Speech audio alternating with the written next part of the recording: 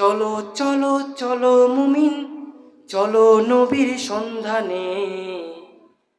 নবী বিনে কে দাঁড়াবে পুলসিরাত মিজানে, নবী বিনে কে দাঁড়াবে পুলসিরাত মিজানে। চলো চলো চলো মুমিন, চলো নবীর সন্ধানে।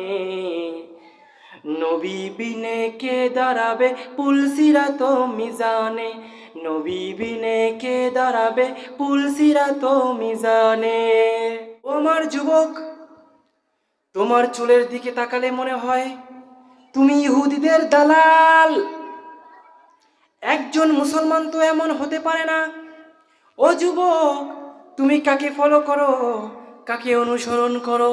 তুমি যাকে অনুসরণ করো সে তোমাকে মূল্যায়ন করে নাকি? তুমি শাকিব খানকে অনুসরণ করো, সালমান খানকে অনুসরণ করো, সালমান খানের সঙ্গে রোজ তোমার দেখা হয়? দেখা হয় নাকি? হয় না। আল্লাহ সালমানের সামনে গিয়ে বলো আমি তোমার মতো চুল কেটেছি, কুকুরের লেজের মতো বেজির মতো চুল কেটেছি। সালমান খান কি তোমারে কোনো মূল্যায়ন করবে? কিয়ামতের মাঠে তুমি ওই সালমান খানের সাথে উঠবা, কারণ তুমি যাকে অনুসরণ করছো উঠবা কার সাথে? উঠবা কার সাথে? তার সাথে। সালমান খান কি তোমাকে চেনবে? চেনবে? আহা, যাকে অনুসরণ করা দরকার ছিল সেই মানুষটি মদিনায় শুয়ে কাঁদছেন আমাদের জন্য। ইয়া উম্মাতি, ইয়া উম্মাতি বলে কাঁদছেন, তাই না? তাই না? খারাপ লাগে? খারাপ লাগে নাকি? ঢাক ঢোল বাজনা আছে, বাজনা আছে এর মধ্যে, শুনতে কি খারাপ লাগছে? তাহলে যুবক, কানের মধ্যে হেডফোন দিয়ে সারাদিন গান কেন শোনো? তোমার মোবাইলে কি গজল শোনা যায় না? যায়। কোরআন শোনা যায় না? ওয়াজ শোনা যায় না? যায়। তাহলে এই সব বাদ দিয়ে গান কেন শোনো? ওই হরিপদ সারাদিন গান শোনে, কারণ হরিপদর জীবনটা তো ইবাদত দিয়ে গড়তে হবে না, ঠিক কিনা? তার মৃত্যুর পরে তাকে হাসরের ময়দানে কোনো হিসাব তো দিতে হবে না, দেওয়া লাগবে? কিন্তু আপনি মুসলমান, আপনাকে যে হাসরের ময়দানে চুলচেরা জীবনটার কোথায় কি ব্যয় করেছেন, সময়টা কোথায় কি ব্যয় করেছেন তার হিসাব দিতে হবে, ঠিক কিনা? তাহলে সময়টাকে এইভাবে কেন নষ্ট করো? কেন গান শোনো? হরিপদ ওই হিন্দু ওই খ্রিস্টানের তো মৃত্যুর পর কোনো জীবন নাই, একটাই মাত্র জীবন, সেটা হচ্ছে কি? জাহান্নাম। কিন্তু বাবা, তুমি তো জান্নাতে ওই জান্নাত ঘরটাকে রেখে পৃথিবীতে এসেছো, আবার সেই বাড়িতে ফিরে যাবা, তাই না? দুনিয়ার বুকে এসে যদি এমন কোনো কাজ করো তাহলে বাড়িতে ফিরে যাওয়ার কোনো লাইন থাকবে? থাকবে? আহা, এমন কিছু কথা বলবো যা কিন্তু গায়ে লাগবে। সবাই ওয়াজ করছে, আমি কিন্তু ওয়াশ করব। সবাই কিন্তু আলেম, এখানে বসে কি করেছে? নসিহত করেছে। আমি কিন্তু ডাক্তার, আমি ট্রিটমেন্ট করব। আপনি ডাক্তারের কাছে গেলেন, ডাক্তারের কাছে গিয়ে বললেন আমার তো ঘা হয়েছে, ডাক্তার বললো একটা ওষুধ দেব, ওষুধটা লাগালে, মলম লাগালে ঘা সুস্থ হবে, কিন্তু একটু জ্বালাপোড়া করবে। ওই জ্বালাপোড়া সহ্য করে যদি আপনি ওই ওষুধটা লাগাইতে পারেন তবে কি হবে? ঘা সেরে যাবে। আর যদি মনে করেন যে না, জ্বালাপোড়া সহ্যও করবো না, মলমও লাগাবো না, তাহলে ওই ঘা বড় হতে হতে আপনার শরীরে কি ধরবে? পচন ধরবে, ঠিক কিনা? মুসলমানের ইমানে যখন ঘা হয় তখন মুসলমানরা এরকম সভা সমিতি, ইসলামী সম্মেলন, ওয়াজ মাহফিলের আয়োজন করে, ঠিক কিনা? কথা বলেন, ঠিক কিনা? সেইখানে আলেমরা এসে একের পর এক ট্রিটমেন্ট দেয়। কি দেয়? ট্রিটমেন্ট দেয়। এই ট্রিটমেন্টে কারো জ্বালাপোড়াও লাগতে পারে।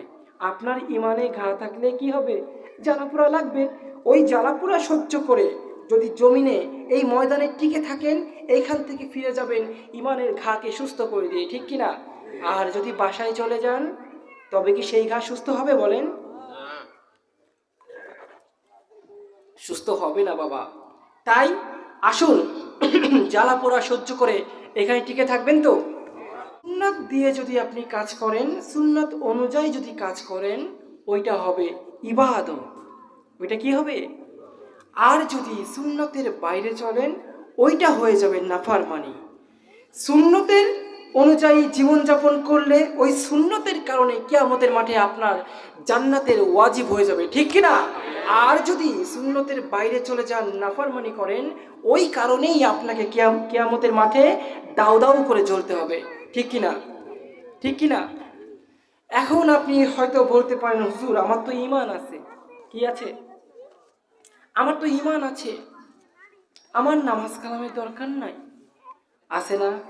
একদল কয় না।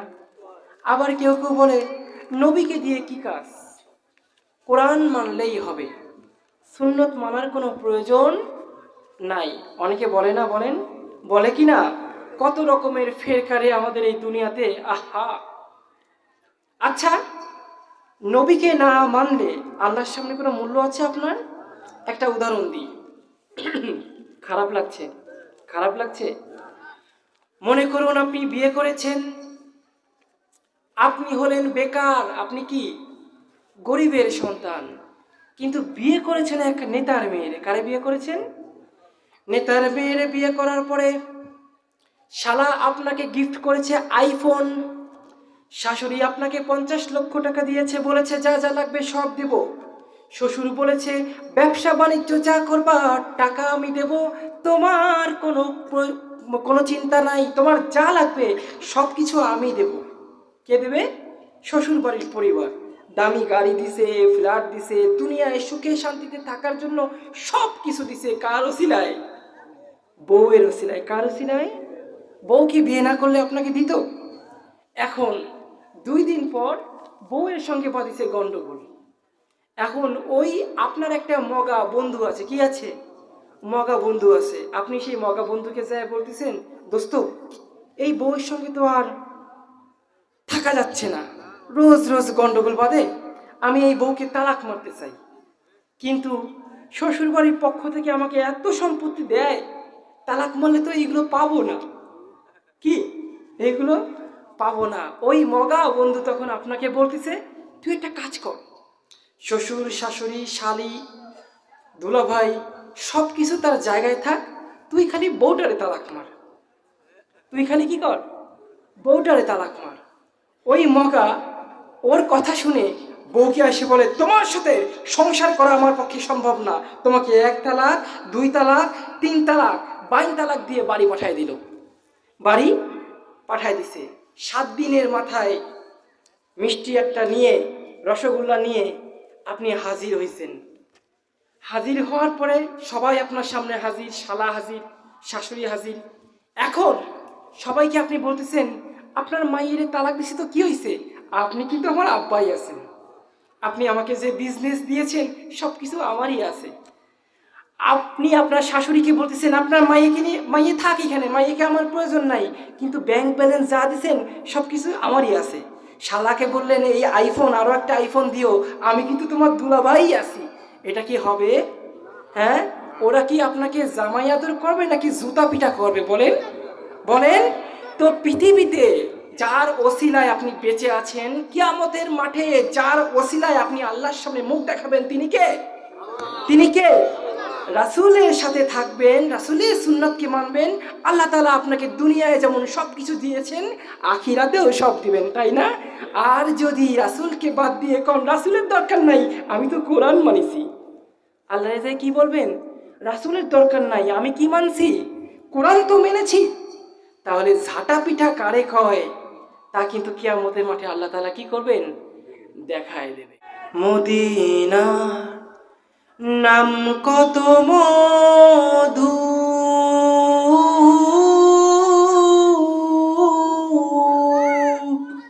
মদিনা আর যে কত দূর,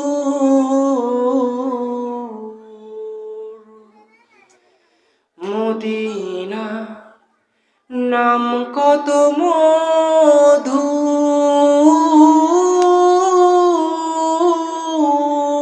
মদিনা আর যে কত দূর।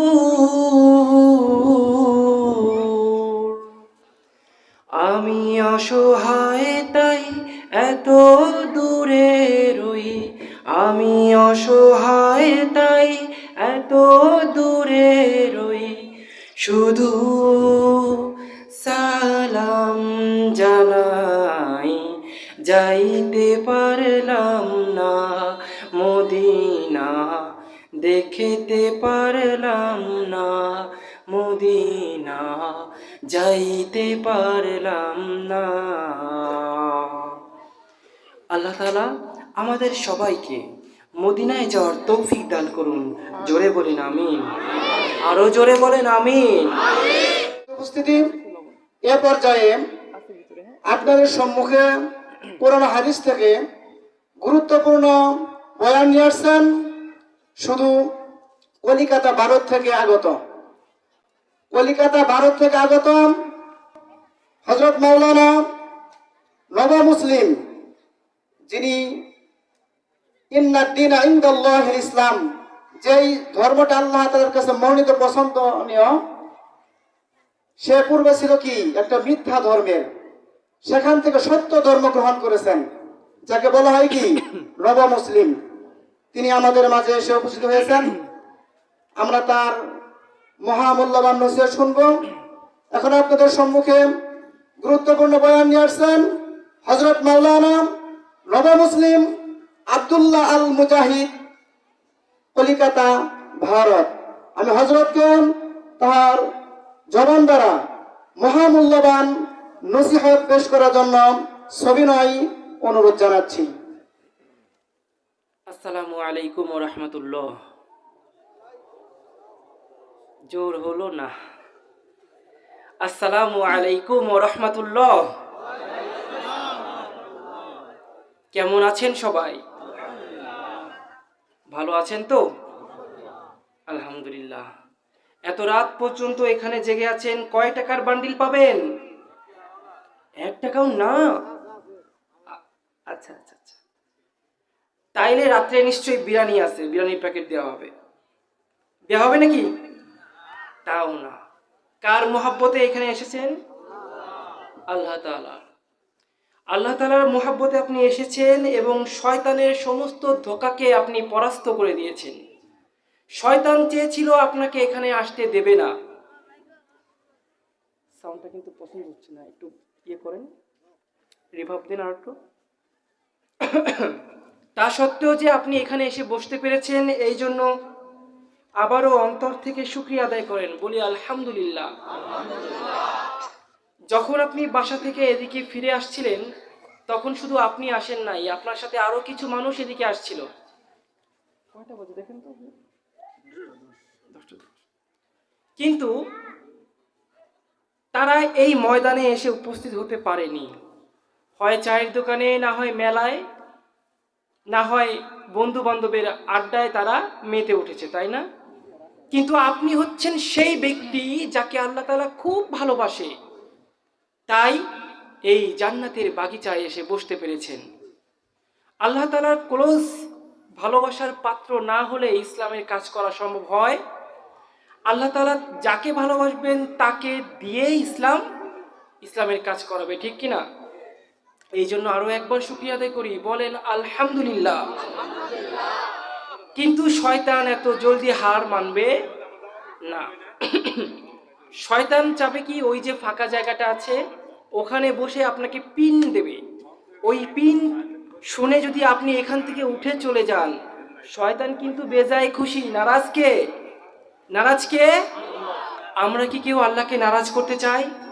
বলেন চাই? তাহলে ময়দানে ফাঁকা জায়গা রাখা যাবে না, এগিয়ে আসতে হবে, ফাঁকা জায়গা পূরণ করতে হবে। জিকিরের তালে তালে এগিয়ে আসুন।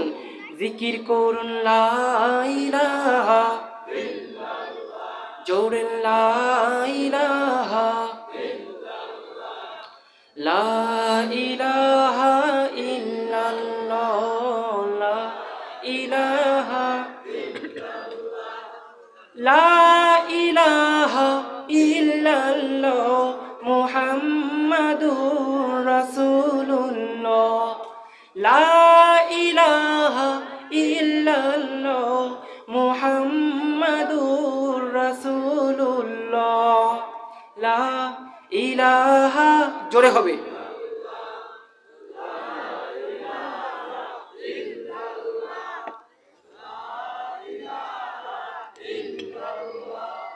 লা ইলাহা লা ইলাহা মুহাম্মাদুর রাসূলুল্লাহ। ফাঁকা জায়গা পূর্ণ হয়নি এখনো, শয়তানের কোনো জায়গা আমার এখানে হবে না, এগিয়ে আসতে হবে। চলে আসুন, চলে আসুন। জিকির কেন বন্ধ করলেন? জিকির করুন। লা, জোরে হবে, আসমান কাঁপাই দিতে হবে।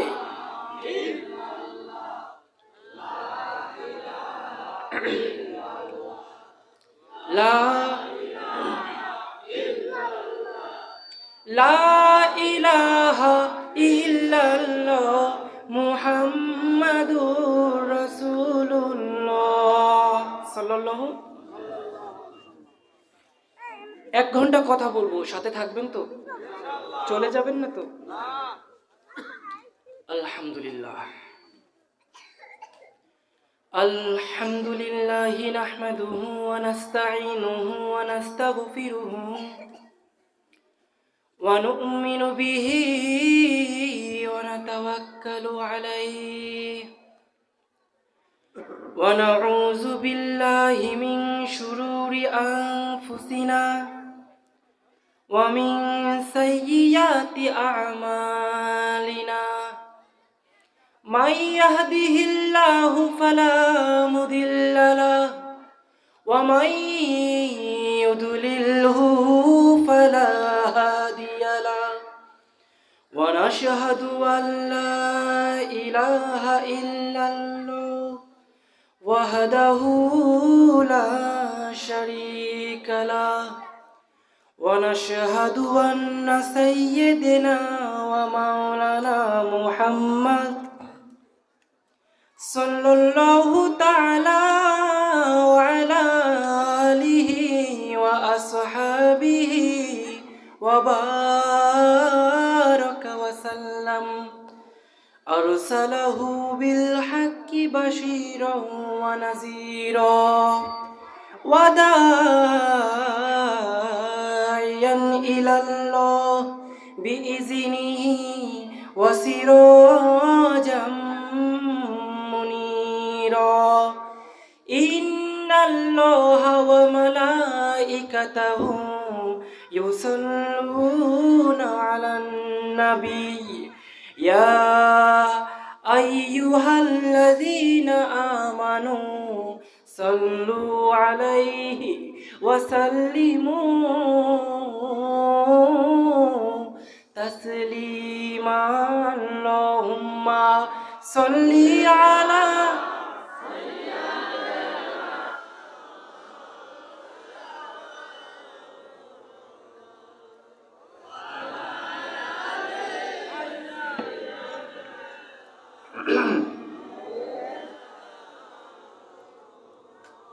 اللهم صل على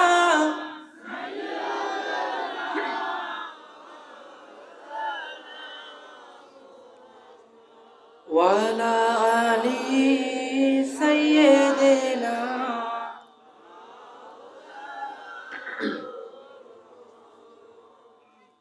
হেরারে গুহায় তোমারি ধ্যান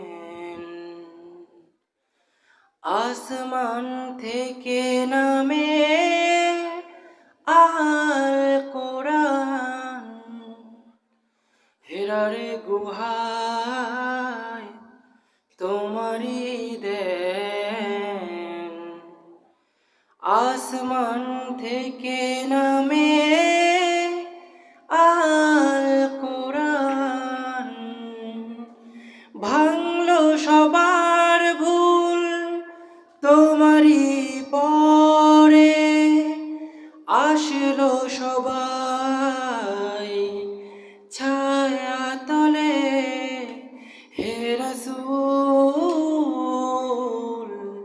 তোমাকে ভুলি আমি কেমন করে হে রাসূল তোমাকে ভুলি আমি কেমন করে আল্লাহুম্মা সাল্লি আলা মাওলানা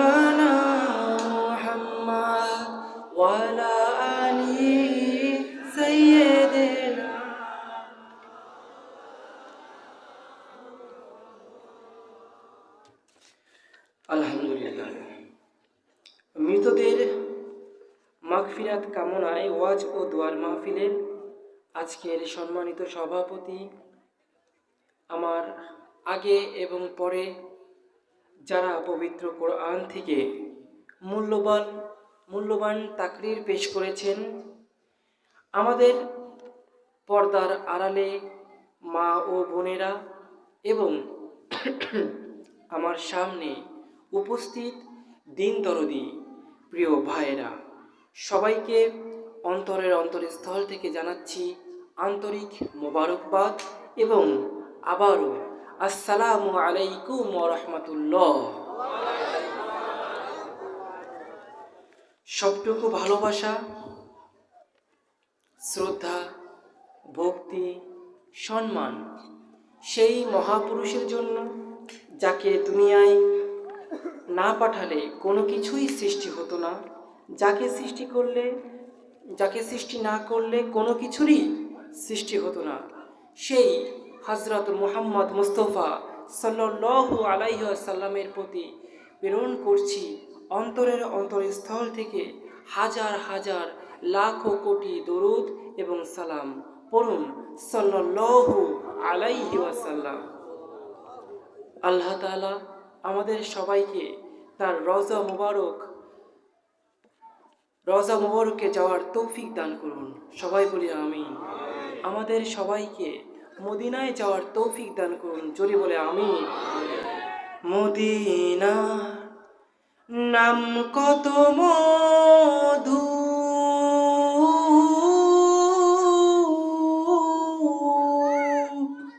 মদিনা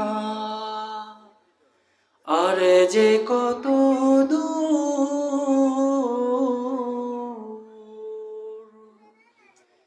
মদিনা নাম কত মধু,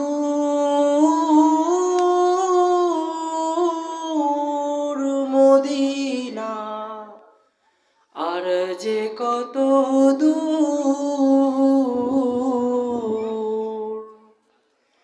আমি অসহায় তাই এত দূরে রই, আমি অসহায় তাই এত দূরে রই, শুধু সালাম জানাই যাইতে পারলাম না, মদিনা দেখতে পারলাম না, মদিনা যাইতে পারলাম না।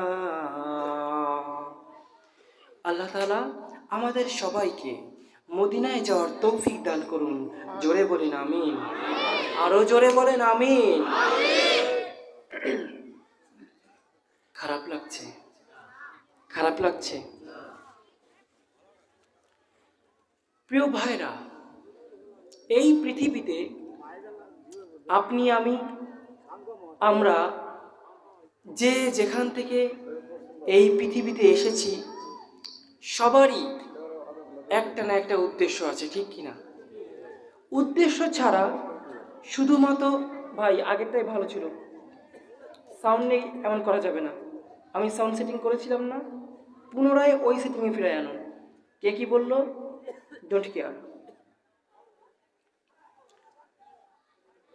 এই পৃথিবীতে আপনি আমি আমরা যারাই এসেছি, সব কিছুর একটা উদ্দেশ্য আছে না বলেন? এই পৃথিবীতে উদ্দেশ্য নাই শুধুমাত্র পাগলের। কার? পাগল রাস্তায় হাঁটে, তার কোনো উদ্দেশ্য থাকে না। কিন্তু পৃথিবীতে পাগল ছাড়া যত প্রাণী আছে, প্রত্যেকেরই একটা না একটা উদ্দেশ্য আছে, তাই না? হযরত মুসা আলাইহিস সালাম রাস্তা থেকে হেঁটে যাচ্ছিলেন, হঠাৎ করে পাহাড়ের পর থেকে একটা টিকটিকি হযরত মুসা আলাইহিস সালামের উপর প্রস্রাব করে দিল। মুসা আলাইহিস সালাম ওই টিকটিকির দিকে তাকালেন, তাকিয়ে আসমানের দিকে তাকিয়ে জিজ্ঞাসা করলেন, হে আল্লাহ, এই টিকটিকিকে তুমি কেন সৃষ্টি করেছো? একে সৃষ্টি করার উদ্দেশ্য কি? আল্লাহ তাআলা তখন মুসা আলাইহিস সালামকে বললেন, এই টিকটিকিও 2 দিন আগে এই একই প্রশ্ন আমাকে করেছিল। এই টিকটিকি আমাকে প্রশ্ন করেছিল, হে আল্লাহ, এই মুসাকে তুমি কেন সৃষ্টি করেছো? মুসা, আমার কাছে তোমার দাওয়াত পৌঁছায় না, কেন সৃষ্টি করেছো? মুসা আলাইহিস সালাম মাথা নত করে দাঁড়িয়ে রইলেন। রিভাব দেন। আল্লাহ। ঠিক তখন আল্লাহ তাআলা আবার বললেন, হে মুসা, এই পৃথিবীতে আমি যা যা প্রেরণ করেছি, যাকেই সৃষ্টি করেছি, একটা না একটা উদ্দেশ্য আছে। উদ্দেশ্য ছাড়া আমি কোনো কিছুকে সৃষ্টি করি নাই। এই কথা ভাবতেছিল একজন আল্লাহর ওলি এক বট গাছের নিচে বসে। বট গাছের দিকে তাকিয়ে তিনি দেখেন গাছটা বিশাল বড়, কিন্তু ফল কতটুকু ছোট। ফল কতটুকু ছোট। ওই আল্লাহর ওলি চিন্তা করতেছেন যে এত বড় গাছ কিন্তু ফল ছোট, এইটার কারণ কি? গাছ যেমন বড়, ফলও তো তেমন বড় হওয়ার দরকার ছিল, তাই না? এই কথা ভাবতে ভাবতে ওনার একটু ঘুম চলে আসে। যেই না ওই গাছের ছায়ায় ঘুমিয়ে পড়ছে, অমনি একটা ফল ঠাস করে এসে নাকের ডগায় পড়েছে। যেই নাকের ডগায় পড়েছে, অমনি তার চোখ মুখ অন্ধকার হয়ে গেছে। সে তখন ভিমরি খাইয়ে তাকায়, দেখে 7 আসমানের তারা যেন তার চোখের মধ্যে ঘুল্লিপাক খাচ্ছে। সে তখন চিৎকার করে বলল, হে আল্লাহ, আমি স্বীকার করছি, এত বড় গাছ ফলও যদি বড় হতো, তবে এর নিচে যারা আশ্রয় নিত, ছায় একটু ঘুমাতো, তাদের মাথা ফেটে কি হয়ে যেত? চৌচির হয়ে যেত। তুমি কোনো জিনিসই উদ্দেশ্য ছাড়া কি সৃষ্টি করো নাই। এই কথা বলে বলে সে জিকির করা শুরু করেছে। আল্লাহ আল্লাহ আল্লাহ আল্লাহ, জোরে আল্লাহ আল্লাহ আল্লাহ আল্লাহ আল্লাহ আল্লাহ আল্লাহ আল্লাহ আল্লাহ আল্লাহ আল্লাহ আল্লাহ আল্লাহ আল্লাহ আল্লাহ আল্লাহ, জোরে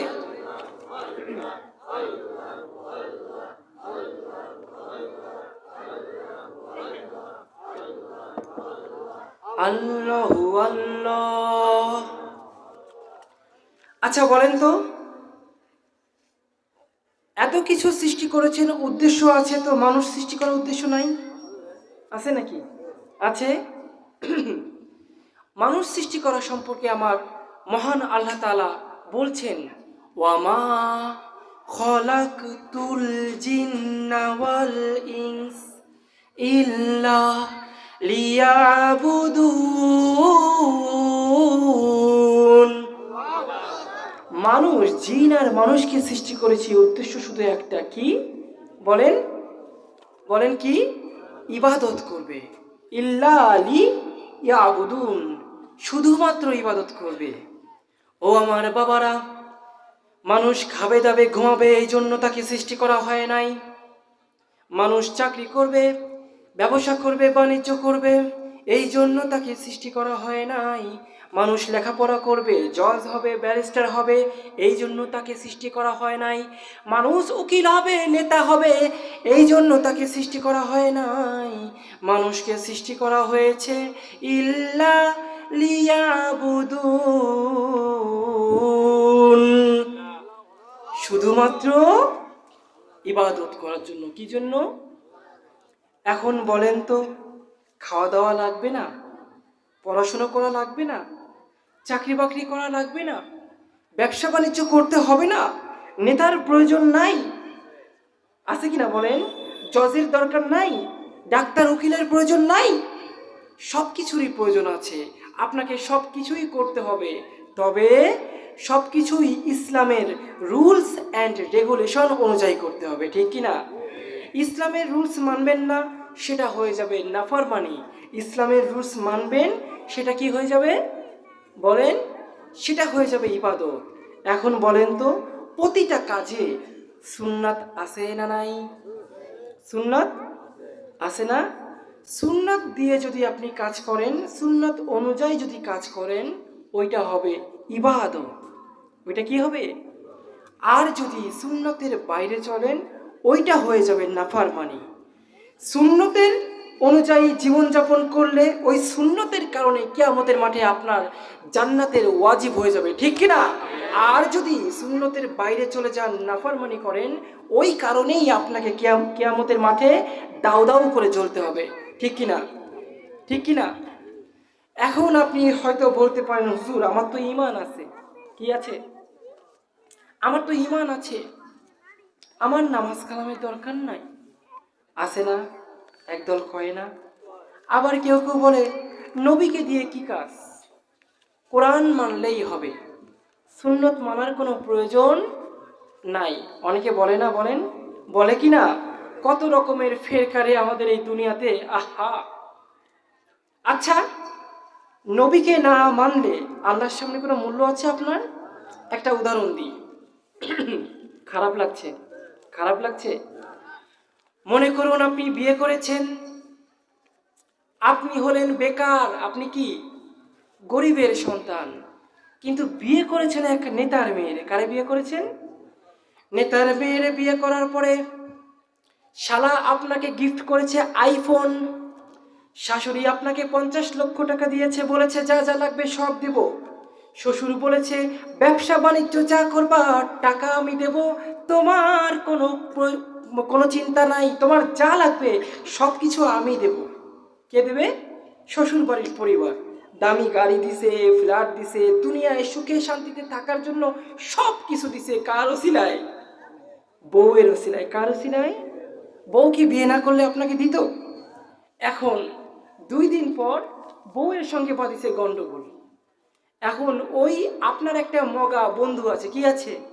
মগা বন্ধু আছে। আপনি সেই মগা বন্ধুকে যায় বলতেছেন, দোস্ত এই বউয়ের সঙ্গে তো আর থাকা যাচ্ছে না, রোজ রোজ গন্ডগোল বাঁধে, আমি এই বউকে তালাক মারতে চাই। কিন্তু শ্বশুরবাড়ির পক্ষ থেকে আমাকে এত সম্পত্তি দেয়, তালাক মারলে তো এইগুলো পাবো না। কি? এইগুলো পাবো না। ওই মগা বন্ধু তখন আপনাকে বলতেছে, তুই একটা কাজ কর, শ্বশুর শাশুড়ি শালি দুলাভাই সব কিছু তার জায়গায় থাক, তুই খালি বউটারে তালাক মার। তুই খালি কি কর? বউটারে তালাক মার। ওই মগা ওর কথা শুনে বউকে এসে বলে, তোমার সাথে সংসার করা আমার পক্ষে সম্ভব না, তোমাকে 1 তালাক 2 তালাক 3 তালাক 22 তালাক দিয়ে বাড়ি পাঠায় দিল। বাড়ি পাঠায় দিছে। 7 দিনের মাথায় মিষ্টি একটা নিয়ে, রসগোল্লা নিয়ে আপনি হাজির হয়েছেন। হাজির হওয়ার পরে সবাই আপনার সামনে হাজির, শালা হাজির, শাশুড়ি হাজির। এখন সবাইকে আপনি বলতেছেন, আপনার মায়ের তালাক দিছে তো কি হয়েছে, আপনি কিন্তু আমার আব্বাই আছেন, আপনি আমাকে যে বিজনেস দিয়েছেন সব কিছু আমারই আছে। আপনি আপনার শাশুড়িকে বলতেছেন, আপনার মাইয়াকে নিয়ে, মাইয়ে থাক এখানে, মাইয়াকে আমার প্রয়োজন নাই, কিন্তু ব্যাংক ব্যালেন্স যা দিচ্ছেন সব কিছু আমারই আছে। শালাকে বললেন, এই আইফোন, আরও একটা আইফোন দিও, আমি কিন্তু তোমার দুলাভাই আছি। এটা কি হবে? হ্যাঁ? ওরা কি আপনাকে জামাই আদর করবে নাকি জুতা পিটা করবে? বলেন, বলেন তো। পৃথিবীতে যার ওসিলায় আপনি বেঁচে আছেন, কিয়ামতের মাঠে যার ওসিলায় আপনি আল্লাহর সামনে মুখ দেখাবেন, তিনি কে? তিনি কে? রাসূলের সাথে থাকবেন, রাসূলের সুন্নাতকে মানবেন, আল্লাহ তাআলা আপনাকে দুনিয়ায় যেমন সব কিছু দিয়েছেন আখিরাতেও সব দিবেন, তাই না? আর যদি রাসূলকে বাদ দিয়ে কোন রাসূলের দরকার নাই, আমি তো কোরআন মানিছি, আল্লাহ যে কি বলবেন? রাসূলের দরকার নাই, আমি কি মানছি? কোরআন তো মেনেছি। তাহলে ঝাঁটা পিঠা কারে কয়, তা কিন্তু কিয়ামতের মাঠে আল্লাহ তাআলা কি করবেন? দেখায় দেবেন। আমরা তাহলে রাসূলকে মানতে রাজি আছি? বলেন, রাজি আছি। কার মতো? হরিপদর মতো? হরিপদর মতো? আল্লাহ, এখন কিছু কথা বলবো যা কিন্তু গায়ে লাগবে। সবাই ওয়াজ করছে, আমি কিন্তু ওয়াশ করব। সবাই কিন্তু আলেম, এখানে বসে কি করেছে? নসিহত করেছে। আমি কিন্তু ডাক্তার, আমি ট্রিটমেন্ট করব। আপনি ডাক্তারের কাছে গেলেন, ডাক্তারের কাছে গিয়ে বললেন আমার তো ঘা হয়েছে, ডাক্তার বললো একটা ওষুধ দেব, ওষুধটা লাগালে, মলম লাগালে ঘা সুস্থ হবে, কিন্তু একটু জ্বালাপোড়া করবে। ওই জ্বালাপোড়া সহ্য করে যদি আপনি ওই ওষুধটা লাগাইতে পারেন তবে কি হবে, ঘা সেরে যাবে। আর যদি মনে করেন যে না, জ্বালাপোড়া সহ্যও করবো না, মলমও লাগাবো না, তাহলে ওই ঘা বড় হতে হতে আপনার শরীরে কি ধরবে, পচন ধরবে, ঠিক কিনা? মুসলমানের ইমানে যখন ঘা হয় তখন মুসলমানরা এরকম সভা সমিতি, ইসলামী সম্মেলন, ওয়াজ মাহফিলের আয়োজন করে, ঠিক কিনা? কথা বলেন ঠিক কিনা? সেইখানে আলেমরা এসে একের পর এক ট্রিটমেন্ট দেয়। কি দেয়? ট্রিটমেন্ট দেয়। এই ট্রিটমেন্টে কারো জ্বালাপোড়াও লাগতে পারে। আপনার ইমানে ঘা থাকলে কি হবে, জ্বালাপোড়া লাগবে। ওই জ্বালাপোড়া সহ্য করে যদি জমিনে এই ময়দানে টিকে থাকেন, এইখান থেকে ফিরে যাবেন ইমানের ঘাকে সুস্থ করে দিয়ে, ঠিক কিনা? আর যদি বাসায় চলে যান তবে কি সেই ঘা সুস্থ হবে বলেন? সুস্থ হবে না বাবা। তাই আসুন জ্বালাপোড়া সহ্য করে এখানে টিকে থাকবেন তো। বলছিলাম হরিপদ কিন্তু আল্লাহকে বিশ্বাস করে। কাকে বিশ্বাস করে? কাশি হচ্ছে ভাই। একের পর এক মাহফিল করতে হয় তো, যাইতে হয় সেই গ্রাম, কোন জায়গা আল্লাহ যে নেয়, আল্লাহু আকবার, আল্লাহু আকবার। বাংলাদেশকে মনে করতাম এইরকম একটু দেশ, কিন্তু ভ্রমণে আইসে আমার শিক্ষা হয়ে গেছে। আল্লাহ, খারাপ লাগছে, খারাপ লাগছে ভাইরা আমার। ওই হরিপদর কাছে জিজ্ঞাসা করো, হরিপদকে জিজ্ঞাসা করো, হরিপদ বলবে এই পৃথিবীর একজন সৃষ্টিকর্তা অবশ্যই আছে, ঠিক না? সে কিন্তু সৃষ্টিকর্তাকে মানে, সে কিন্তু সৃষ্টিকর্তাকে মানে, কিন্তু সৃষ্টিকর্তাকে জানে কিন্তু মানে না। আর আমরা মুসলমান, আমরাও আল্লাহকে জানি কিন্তু মানি না। মুখে বলি আমরা আল্লাহর উপর বিশ্বাস করি, বাস্তবে কিন্তু তা নয়। কেমন? আমি বুঝাচ্ছি। আল্লাহ প্রথমত আল্লাহ বলছেন এই দুনিয়াতে তোমাকে পাঠাইছি শুধুমাত্র ইবাদত করার জন্য। শুধুমাত্র কি? ইবাদত করার জন্য। আপনি যখন ইবাদতের বাইরে চলবেন, আপনি কি আল্লাহকে মানলেন? বলেন মানলেন? আহা, आए थे हम कुछ ना कुछ खरीदने को,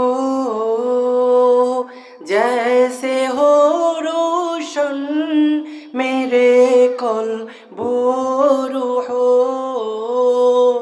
आए थे हम कुछ ना कुछ खरीदने को, जैसे रोशन हो मेरे कल्बो रूहो। और ना कोई चारा दो जहां में नहीं, जिंदगी में बंदगी तू करना है,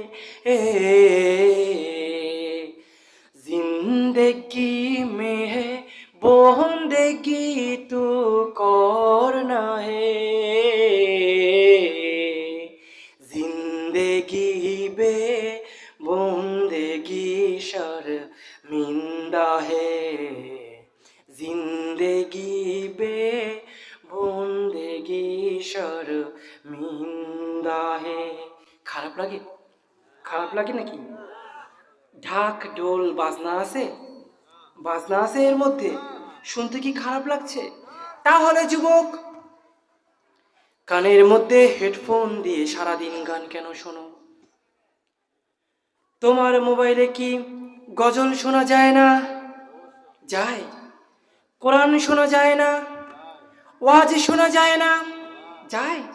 তাহলে এই সব বাদ দিয়ে গান কেন শোনো? ওই হরিপদ সারাদিন গান শোনে, কারণ হরিপদর জীবনটা তো ইবাদত দিয়ে গড়তে হবে না, ঠিক কিনা? তার মৃত্যুর পরে তাকে হাসরের ময়দানে কোনো হিসাব তো দিতে হবে না, দেওয়া লাগবে? কিন্তু আপনি মুসলমান, আপনাকে যে হাসরের ময়দানে চুলচেরা জীবনটার কোথায় কি ব্যয় করেছেন, সময়টা কোথায় কি ব্যয় করেছেন তার হিসাব দিতে হবে, ঠিক কি না? তাহলে সময়টাকে এইভাবে কেন নষ্ট করো? কেন গান শোনো? হরিপদ ওই হিন্দু ওই খ্রিস্টানের তো মৃত্যুর পর কোনো জীবন নাই, একটাই মাত্র জীবন, সেটা হচ্ছে কি? জাহান্নাম। কিন্তু বাবা, তুমি তো জান্নাতে ওই জান্নাত ঘরটাকে রেখে পৃথিবীতে এসেছো, আবার সেই বাড়িতে ফিরে যাবা, তাই না? দুনিয়ার বুকে এসে যদি এমন কোনো কাজ করো, তাহলে বাড়িতে ফিরে যাওয়ার কোনো লাইন থাকবে? থাকবে? আহা! ও আমার যুবক, তোমার চুলের দিকে তাকালে মনে হয় তুমি ইহুদিদের দালাল। একজন মুসলমান তো এমন হতে পারে না। ও যুবক, তুমি কাকে ফলো করো, কাকে অনুসরণ করো? তুমি যাকে অনুসরণ করো সে তোমাকে মূল্যায়ন করে নাকি? তুমি শাকিব খানকে অনুসরণ করো, সালমান খানকে অনুসরণ করো, সালমান খানের সঙ্গে রোজ তোমার দেখা হয়? দেখা হয় নাকি? হয় না। আল্লাহ, সালমানের সামনে গিয়ে বলো আমি তোমার মতো চুল কেটেছি, কুকুরের লেজের মতো বেজির মতো চুল কেটেছি। সালমান খান কি তোমারে কোনো মূল্যায়ন করবে? কিয়ামতের মাঠে তুমি ওই সালমান খানের সাথে উঠবা, কারণ তুমি যাকে অনুসরণ করছো উঠবা কার সাথে? উঠবা কার সাথে? তার সাথে। সালমান খান কি তোমাকে চেনবে? চেনবে? আহা! যাকে অনুসরণ করা দরকার ছিল সেই মানুষটি মদিনায় শুয়ে কাঁদছেন আমাদের জন্য, ইয়া উম্মতি ইয়া উম্মতি বলে কাঁদছেন, তাই না? তাই না? চলো চলো চলো মুমিন, চলো নবীর সন্ধানে, নবী বিনে কে দাঁড়াবে পুলসিরাত মিজানে, নবী বিনে কে দাঁড়াবে পুলসিরাত মিজানে। চলো চলো চলো মুমিন, চলো নবীর সন্ধানে, নবী বিনে কে দাঁড়াবে পুলসিরাত মিজানে, নবী বিনে কে দাঁড়াবে পুলসিরাত মিজানে। ঠিক কিনা? সেদিন কেউ তোমাকে চিনবে না, সেদিন কেউ তোমার পাশে দাঁড়াবে না। নিজের মা তোমাকে সামনে পেলে তোমাকে পায়ের নিচে ফেলে তোমার বুকের উপর পাড়া দিয়ে দাঁড়াবে। আহা! মরা কি লাগবে না? এই যুবক, মরা কি লাগবে না? মৃত্যুর কি কোনো ভয় নাই? আমার আল্লাহ তাআলা বলেন, ওয়ালা তামুতুন্না ইল্লা ওয়া আনতুম মুসলিমুন।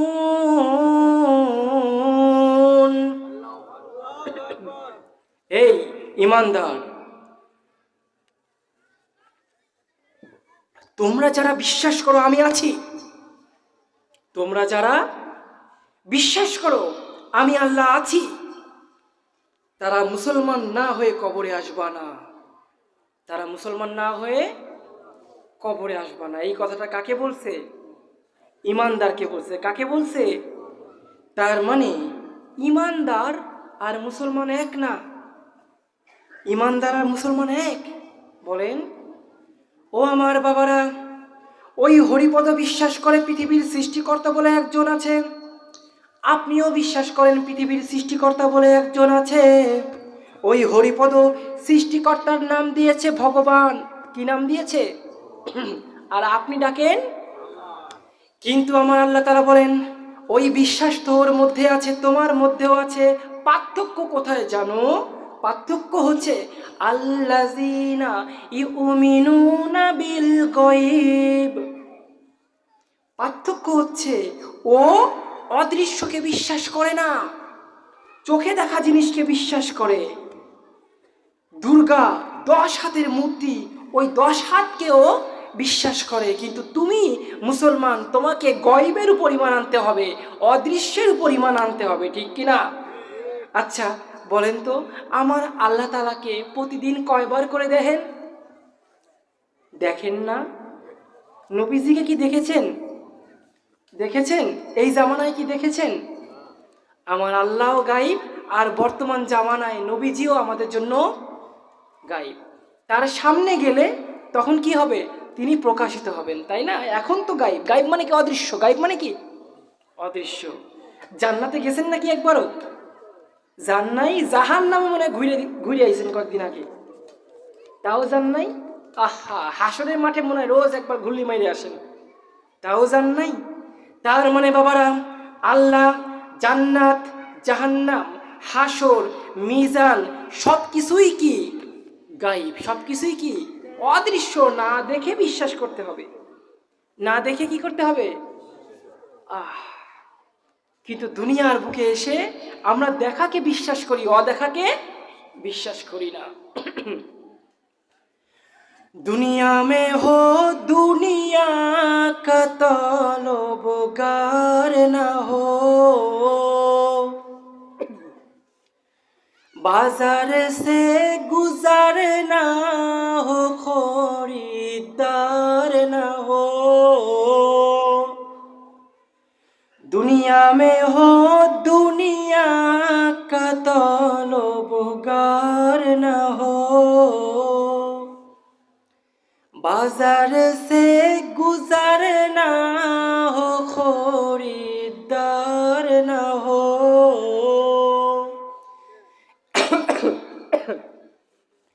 ये दुनिया के मिसिले कागज फूल है, ये दुनिया के मिसिले कागज फूल है। খারাপ লাগে বাবা? খারাপ লাগে মনে হয়? একটু জিকির করুন তো, লা ইলাহা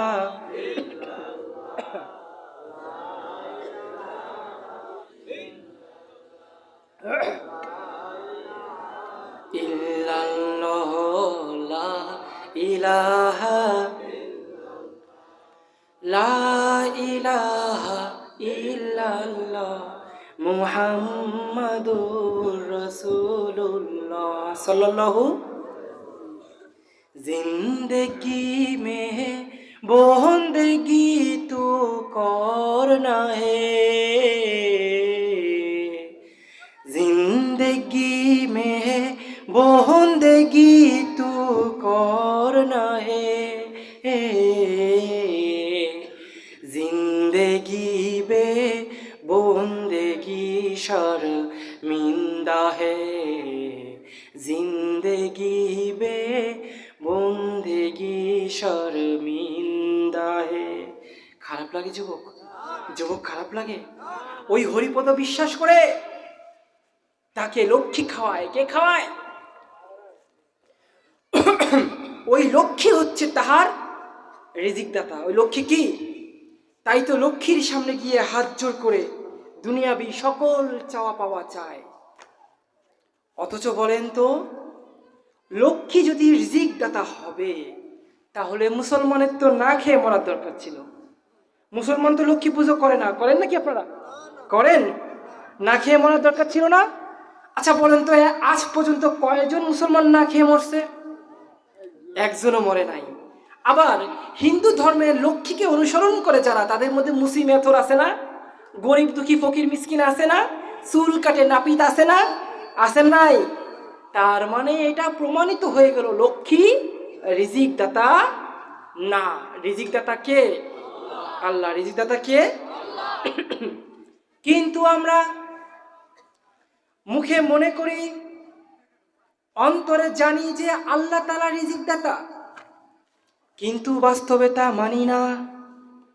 একবার চিন্তা করেন তো, ব্যবসায় লস হলে খাবো কি, এমন একটা ধারণা আপনার আমার মধ্যে আছে না নাই? ব্যবসা আমারে খাওয়ায়, ব্যবসার টাকায় আমি চলি, আছে না নাই? মন থেকে উজাড় করে বলুন। বললাম না মলম দেব, মলম দেওয়ার কথা বলছিলাম না, এখন মলম দেব। আচ্ছা বলেন তো, এরকম একিন আছে না, ব্যবসায় যদি লস করি তাহলে খাবো কি? আমাদের মধ্যে অনেকের আছে না? বলেন, কথা বলেন, আছে না? আহা, ওই ব্যবসা আপনাকে খাওয়ায়। হ্যাঁ, ওই হরিপদ লক্ষ্মীর উপর ঈমান এনেছে, লক্ষ্মী তারে খাওয়ায়। তাই সে কাফের, সে কি? আর আপনি আমি যদি ব্যবসার উপর ঈমান আনি, ব্যবসা না করলে খাবো কি, ব্যবসায় লস করলে মরে যাব না খাইয়ে, যদি এমন কোনো ঈমান ওই ব্যবসার পরে থাকে, ওই হরিপদ কাফের হইলে আমি আপনি কি বাবা? বলেন কি? আহা, খারাপ লাগছে? খারাপ লাগছে? যদি এমন কোনো নেকি মানে একিন কারোর ভেতর থেকে থাকে, আসুন তওবা করি, আস্তাগফিরুল্লাহ, চিৎকার করে বলুন, হে আল্লাহ, আমার রিজিকের মালিক একমাত্র তুমি। ব্যবসা আমারে খাওয়ায় না, ব্যবসাটা সুন্নাত, ব্যবসা করব কেন? সুন্নাত, তাই ওইটার মাধ্যমে খাবার আসবে, ঠিক কিনা বলেন? ঠিক কিনা বলেন? কিন্তু ব্যবসাই আমারে খাওয়ায়, যদি এমনটাই একিন হয়ে যায়, ওই হরিপদ কাফের যদি হয়, আমিও আপনি কাফের হয়ে যাব বাবা, আমি আপনি কাফের হয়ে যাব।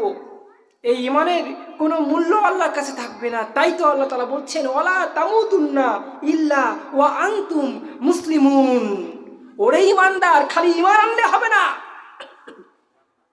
খালি ইমান আনলে হবে না, ইমান আনো, তারপরে অন্তর থেকে বিশ্বাস করো এবং কাজে প্রমাণিত করো, তারপরে মুসলমান হয়ে কবরে আসো। খারাপ লাগছে? খারাপ লাগছে? ঠিক কথা বলতেছি না? ও আমার বাবারা, একটা ঘটনা বলি শোনেন, বাস্তব ঘটনা। এই তো সেদিন আপনাদের নাটোর আছে না, ওই নাটোরে একজনের বিশাল 5 বিঘা জমি, তরমুজের জমি, পানির নিচে তলায় যায়। জমিনটা ছিল নদীর পাড়ে, কিন্তু ওই ব্যবসায়ী, তরমুজ ব্যবসায়ী ছিল 5 ওয়াক্ত নামাজি, আল্লাহর উপর পরিপূর্ণ ভরসা সে করত। কিন্তু ওই যে বন্যা হলো, ওই বন্যায় তার জমিনটা ভেসে গেল। এখন বলেন তো, তরমুজে যদি পানি লাগে, তরমুজ কি ভালো থাকে? ভালো থাকে? নষ্ট হয়ে যায় না? নদীর পাড়ে সেই জমিনটা ছিল, যখন নাকি পানিতে তলিয়ে গেল, ওই লোকের মাথায় দুশ্চিন্তা ছেয়ে গেল। সে 2 রাকাত নামাজ পড়ে আল্লাহকে বলল, হে আমার আল্লাহ, আমার সহায় সম্পত্তি যা আছে সব কিছু দিয়ে এই 5 বিঘা জমিতে আমি চাষ করেছি, এই জমিন তো আমায় খাওয়ায় না, এই জমিন তো আমায় খাওয়ায় না, আল্লাহ খাওয়াও তো তুমি, কিন্তু এই জমিনের ওসিলায় আমার কাছে খাবার আসে মালিক। সেই জমিন যদি জমিন যদি তলায় যায়, ও মালিক, আমি বিক্রি করে 90,000 টাকা পাইতাম বা 1 লাখ টাকা পাইতাম, এই ধার দেনাগুলো আমি কেমনে শোধ করব? নামাজ পড়ে আর কাঁদে, নামাজ পড়ে আর কাঁদে। আবার ছুটে গেল, দেখে জমিনে পানি কিন্তু এখনো আছে। পরের দিন আবার গেল, গিয়ে দেখে জমিনে পানি এখনো আছে। পরের দিন আবার গেল, গিয়ে দেখে জমিনে পানি সরে গিয়েছে, কিন্তু কিছু অল্প একটু পানিও এখনো আছে। সে যে প্রতিটা তরমুজকে ভাঙতে লাগলো, ভাঙ্গে আর দেখে ভালো আছে না নাই। ভালো আছে? 3 দিন পানির নিচে ছিল, ভালো আছে না পচে গেছে? ভালো আছে? ভালো নাই, একটা তরমুজও ভালো ছিল না, সব নষ্ট হয়ে গিয়েছে। ওই পানির মধ্যে বসে চিৎকার করে হাউমাউ করে কান্নাকাটি করছে, আল্লাহ তুমি আমাকে যে অবস্থায় রাখো, যেমন রাখো, আমি শুকরিয়া আদায় করছি, আলহামদুলিল্লাহ। শুকরিয়া আদায় করেন, আলহামদুলিল্লাহ, চিৎকার করে বলেন, হে আল্লাহ, বলেন তুমি আমাকে যেমন রাখো, যে অবস্থায় রাখো, আমি খুশি আছি, আলহামদুলিল্লাহ। এটা বলার সাথে সাথে দূর থেকে দেখে পানির আওয়াজ, পানিতে যখন দাপদাপি হয় না, মাছ যখন দাপদাপি করে, বিশাল আওয়াজ আসতেছে। আল্লাহ, ওই লোকটি ছুটে গেল ঠিক জমিনের মাঝখানে, গিয়ে দেখে বিশাল বড় একটা শাপলা পাতা মাছ আটকায় রয়েছে। কি বাবা? বিশাল বড় শাপলা পাতা মাছ আটকায় গেছে। 3-4 জনকে ডাইকে নিয়ে ওই শাপলা পাতা মাছকে নিয়ে গেল কোথায়? বাজারে। ওই শাপলা পাতা মাছকে সে 3 লক্ষ টাকায় বিক্রি করছে। কয় লক্ষ টাকায়? ও আমার বাবারা, আল্লাহু আকবার কইলেন না? আল্লাহ যদি আপনার কাছ থেকে রিজিকের একটা পথ বন্ধ করে দেয়, অন্য একটা পথ অবশ্যই খোলা রেখেছে। শুধুমাত্র খুঁজে নিতে হবে। কি করতে হয় বাবা? আল্লাহ, শুধুমাত্র খুঁজে নিতে হবে। আমি একবার চিন্তা করলাম, আমার মাথায় কিছু কিছু চিন্তা আসে। আমি চিন্তা করলাম, আমি যখন জন্ম নিলাম, জন্মের পরে প্রত্যেকের মায়ের স্তন কয়টা? 2টা। কেন? একটা থাকতে পারতো, 2টা কেন? ও আমার বাবারা, জন্মের সাথে সাথে আল্লাহ আপনাকে শিক্ষা দিচ্ছে। আপনি শিক্ষা নেননি, কিন্তু আমি এক হিন্দু ব্রাহ্মণের ছেলে শিক্ষা নিয়ে নিছি। আমি কি শিক্ষা নিয়েছি জানেন? আমি শিক্ষা নিয়েছি 2টা। কেন? একটা থাকতে পারতো। ভেবে দেখলাম, যদি নাকি একটা খেতে খেতে শেষ হয়ে যায়, অপর একটা খাওয়ার সুযোগ আছে না নাই? অপর একটা রিজিক কে রেখে দিয়েছেন আপনার জন্য? ও আমার বাবা, যে চাকরি আপনাকে সুদ খাইতে বাধ্য করে, যে চাকরি আপনাকে ঘুষ খাইতে বাধ্য করে, যে চাকরির মাধ্যমে আপনি মানুষ ঠকাচ্ছেন, সেই চাকরিটাকে ছেড়ে দেন। সুদের সাথে সম্পর্কিত চাকরিটাকে ছেড়ে দেন। ওই চাকরি আপনারে খাওয়ায় না। কে খাওয়ায়? যেমন জন্মের সাথে সাথেই অন্য একটা খাবারের ব্যবস্থা আল্লাহ করে রেখেছেন, ওই চাকরিটাকে ছেড়ে দেন। সাথে সাথে অন্য কোথাও খোঁজ করুন, অন্য একটা জায়গায় রিজিক তালাশ করুন। অবশ্যই আপনার রিজিকের ফয়সালা আল্লাহ তাআলা করে রেখেছেন। এইটাকে বিশ্বাস করার নামই মুসলমান। এইটাকে অবিশ্বাস করার নাম হচ্ছে কাফের।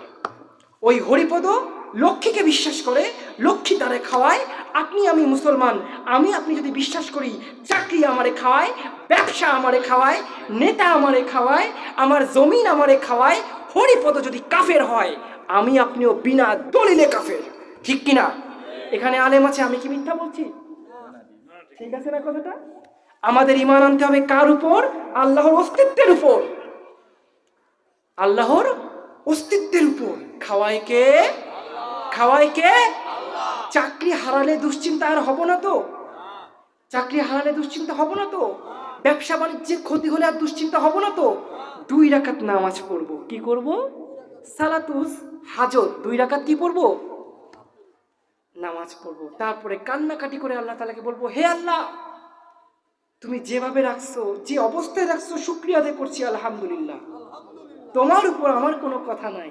তোমাকে আমি গালি দেব না, তোমাকে আমি বলবো না লোক আর চোখে দেখো না।